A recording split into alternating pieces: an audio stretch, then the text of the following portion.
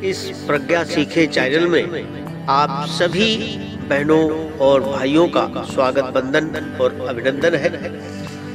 मित्रों, आज आपको एक ऐसी नई चीज बताने जा रहा हूं जो कि वो जीवन से रिलेटेड। इस प्रयागराज में आपने देखा होगा कि लाखों की भीड़ वहां इकट्ठी हुई, पहुंची। उसका कारण क्या है, उसकी सच्चाई क्या है, क्यों लोग प्रयागराज में, महाकुंभ में या अन्य जगहों में जो महाकुंभ पड़ता है, हरिद्वार, नासिक वगैरह में जो लाखों लोगों की भीड़ होती है, आखिर होती क्यों है, इसका सच्चाई क्या है। मित्रों, जानने की उत्सुकता जरूर है, मैं आपको बताने का प्रयास कर रहा हूं, लेकिन अंत तक वीडियो को जरूर देखिएगा।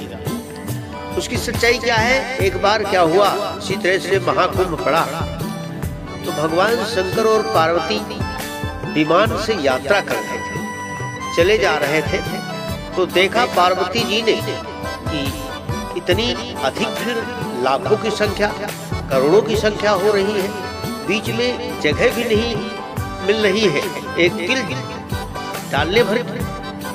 आखिर ये इतने भक्त कहां से कैसे आ गए, स्वामी आप बताइए तो इसकी। कहा ये सभी भक्त नहीं है। शंकर जी ने कहा ये सभी भक्त नहीं है। भक्त कौन है, इसकी परीक्षा लेकर के मैं आपको बताता हूँ। वो कैसे, वो किया क्या, उन्होंने एक अपने स्वरूप को बदल दिया, माता पार्वती के स्वरूप को बदल दिया और दोनों के स्वरूप को एक कोढ़ी का रूप रख करके बैठ गए एक रास्ते में, और सुंदर एक नारी का भेष बना करके मां पार्वती बैठ गई। चले जा रहे थे लोग गंगा स्नान करने के लिए, और वो रास्ते में बैठे हुए कुछ तो देख करके चले जाते थे, कुछ नहीं कहते थे, और कुछ देख करके जाते थे तो सोचते थे अरे देखो इनकी क्या दुर्दशा है, कितनी सुंदर स्त्री है इनकी, और कहाँ कोढ़ी का स्वरूप बना हुआ है, इनके कोढ़ टपक रहा है, चू रहा है, इनकी कोई सेवा करने वाला नहीं है।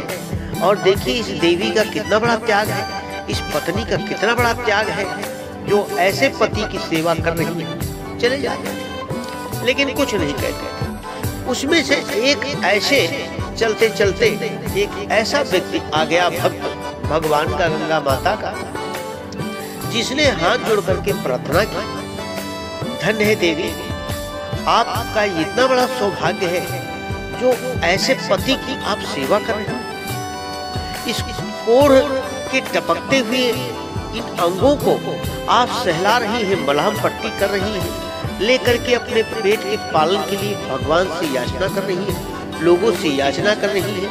बताइए हम आपकी सेवा क्या कर सकते हैं। आपकी सेवा करने के लिए मैं बिल्कुल व्याकुल हूँ।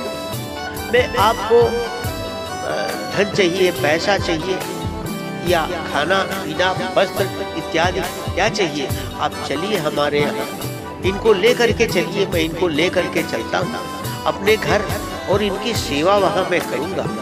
जो सहयोग होगा उस सहयोग मैं अवश्य दूंगा। इसलिए आप हमारे यहाँ चलिए, आप देखेंगे, यही हमारी आपसे प्रार्थना है। मैं गंगा स्नान करके आऊं और तब तक आप रहना, मैं आपको साथ लेकर के चलूंगा अपने घर और आपकी सेवा करूंगा। ये हमारा परम सौभाग्य है। मित्रों, ये कोई कहानी नहीं। वो जैसे ही वहां गया स्नान करने के लिए और लौट करके आया तो कहीं अता पता नहीं था। उस कोढ़ी का स्वरूप भी गायब हो गया, उस सुंदर स्त्री का भी रूप गायब हो गया, और वो कहने लगे भगवान भोलेनाथ, कहा देवी पार्वती, कहा देखा कौन भक्त है कौन अभक्त है, कितने भक्त हैं इनमें, 2-4% लोग ऐसे हैं जो कि भगवान के भूखे हैं, भगवान से प्रार्थना करना चाहते हैं। गंगा माता से प्रार्थना, असली प्रार्थना यही है और असली स्वरूप यही है, असली सेवा यही है, भक्त की पहचान भी यही है। जो असली भक्त होते हैं वो इसी प्रकार से समाज की सेवा करते हैं। वो दुखी हो जाते हैं, व्याकुल हो जाते हैं, और व्याकुल होकर के वो समाज की सेवा करते हैं। यही असली गंगा का राज है, यही महाकुंभ का राज है। ऐसे भक्त पहुँचते हैं जो किसी से कोई मतलब नहीं है, नाना प्रकार के विचारों को लेकर के।